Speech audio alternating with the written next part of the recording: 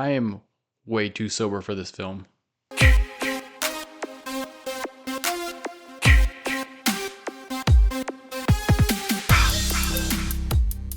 Welcome to Slash City. I am your host, Slasher Sam, and what a great night for a slumber party. I've got my pizza all ready to go. I've also got my beverage of choice, which shall remain nameless because they did not pay for advertising. I've also got some pillows close by just in case a spontaneous pillow fight should break out. All we're missing now is a slasher musical. That's right, this week we are talking Slumber Party Massacre II. Now, this one picks up several years after our original, focusing on young Courtney, who survived our first installment with her older sister Valerie, who has since been locked up in a psychiatric ward. Now, Courtney's not too far off herself, though, as she struggles with hallucinations throughout this film. She's coping by being part of an all-girl garage band, which is actually pretty good. Yes, I'm aware they're not actually playing. But this band is made up of Courtney on guitar, her best friend Amy, who is also on guitar, and lead singer Sheila, who, you guessed it, also on guitar. Is that right? I'm not the most musically inclined person, but I don't see a bass here. Are all three of these girls on guitar? Rounding out our group is Sally on the drums. Now, as we meet our cast, the one that stuck out the most to me was Sheila. Now, I thought, based on her early interactions between Courtney and her crush Matt, Sheila was going to be that girl that was kind of the frenemy here. I was certain she was going to be flirting with Matt throughout and try to make a pass at him at some point. Now, apparently I read that completely wrong because while clearly more wild than the other three, there's really no conflict here between these girls. Now, circling back to Courtney's love interest Matt, he's played by a gentleman named Patrick Lowe, who I swear looks just like Rob Lowe. Now, I did my best to research this, but I could find zero evidence saying these two are related. Maybe all white guys just look alike to me. I don't know. But clearly, I'm 0 for 2 out of the gate on this. But Matt shows up to the girls' band practice, and Courtney invites him to Sheila's dad's condo, where the girls plan to party for the weekend. My only real gripe early on in this film is Courtney's constant visions. It's not even really foreshadowing. It's more like five-shadowing. For some reason, her visions don't have the original killer, but our new one from this installment, who we, or even her, hasn't even met yet. So how does she know what this guy looks like? It's just annoying me because it feels like we're seeing footage that is yet to come. Now, we'll let it slide for now because her visions do not do our killer justice. Although the movie already has, we'll wait to reveal our driller killer until he makes his official appearance. Until then, our ladies hit the road. Down. It's the ultimate slumber party weekend, and you girls just won 2 days and 2 nights of no parents. Do anything you want to. Good times on the slumber party weekend. Now, I will say, when you're a teenage boy, there's certain things you envision take place at a girl's slumber party. But we say that more in jest. We don't actually believe it. It's more like, could you imagine if? Now, I'll take this opportunity to point out, Slumber Party Massacre II was both written and directed by Deborah Brock, a female. So I think it's safe to say what the goal was of this scene with the girls partying. Now that I've hosed myself off, let's get back to the party. Showing up a day early are TJ and Jeff. Now, TJ, to be honest, reminds me of that guy from that episode of It's Always Sunny in Philadelphia that Dee is dating. And the entire episode is just the gang trying to figure out if he's... Well, let's move on. Anyway, TJ is Sheila's boyfriend and Jeff is linked with Sally. Now, the next day, Courtney continues to have hallucinations outside of just our killer now. She pictures a hand in her sandwich and a zit on Amy's face growing to the point it explodes and kills her. While Courtney slowly slips into madness and we wait for Matt to arrive, let's enjoy this band promo.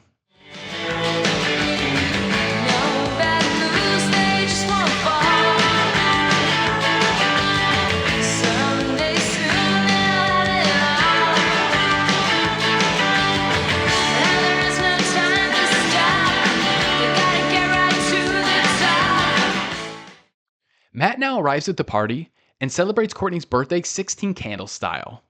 Now, Rob Lowe's distant cousin is very patient with Courtney. He also lets her know he's familiar with her past, and she has nothing to fear. The killer is dead, and either way, he's there to protect her. Now cut to about 30 seconds later, and Matt is the first victim of our driller killer. Now let's pause there for a second. As Courtney and Matt are kissing, she again begins to have one of her hallucinations where suddenly our killer drills right through Matt. The problem with this is, I'm waiting around for her to snap out of it, but she doesn't. This time, our killer is here and very real. And I guess this is my issue with the hallucinations since the beginning of the movie. We never had that line drawn for us where we as an audience should now be concerned. It's been drilled into us since the beginning. Nice. That nothing she's seeing is real, and now suddenly our killer just kind of appears out of nowhere. I don't love this. Courtney runs downstairs to warn her friends, and our killer quickly follows behind. When they too see the killer, I think for any final stragglers in the audience of whether this is now real or not, we're all on the same page. Shit just got real. Now the guys try to ward off our killer, but TJ takes a drill to the leg. Now fearing for their lives, everyone quickly runs from the room. Well, not quite everyone. Our dear poor Sally is left behind to fend for herself. She tries to make a run for it, but instead is cornered by about 2 feet of drywall. We salute your efforts, Sally. Now TJ and Sheila make it out of the house and down the road. Meanwhile, Courtney, Jeff, and Amy get out, but they stay close to the house. Their plan, rather than running for help or just getting the hell out of there, is to go back in and find Jeff's keys. I see no flaw in this logic, and I think it's gonna work out great for them. Let's watch. Okay, great, they've got the keys. But what's the rush, right? Here's a great opportunity to crawl on the floor and yell out for Sally. You're doing great, Jeff. To be fair, they do in fact make it to the car. All three file in the front seat, which means if you've ever seen any horror movie ever in your life, you know exactly what's coming. This is dedicated to the one I love.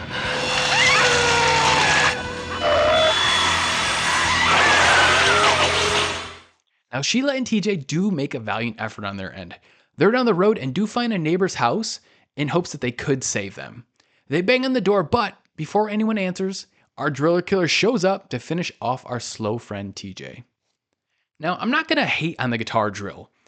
It's awesome and it's a unique method of death, but I kind of find myself wanting some other method of kill at this point. Maybe it was just the lack of gore on TJ's death. Again, not hating, maybe just mix it up a wee bit. The girls all circle back to the house with Courtney and Amy barricading themselves upstairs. Sheila enters downstairs with our driller killer right behind her. Now, let us formally introduce our driller killer.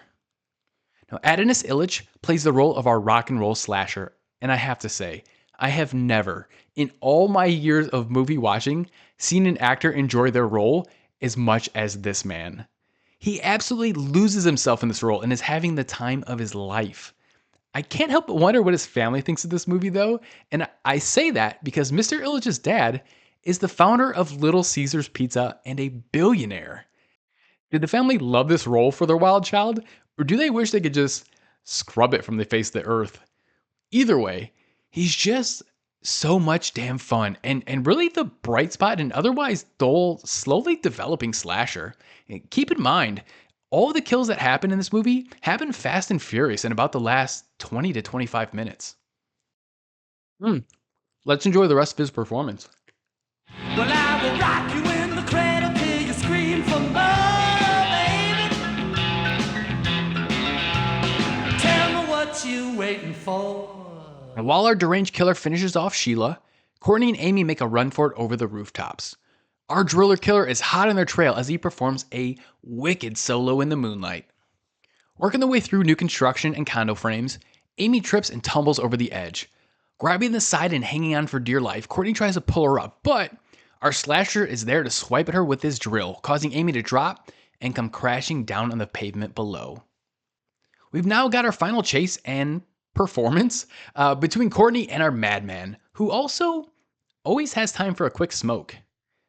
Now cornered, Courtney finds a blowtorch and is ready to fight back.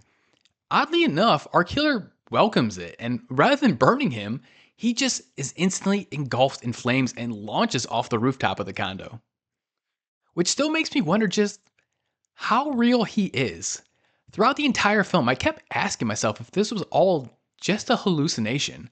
Our driller killer came in out of nowhere.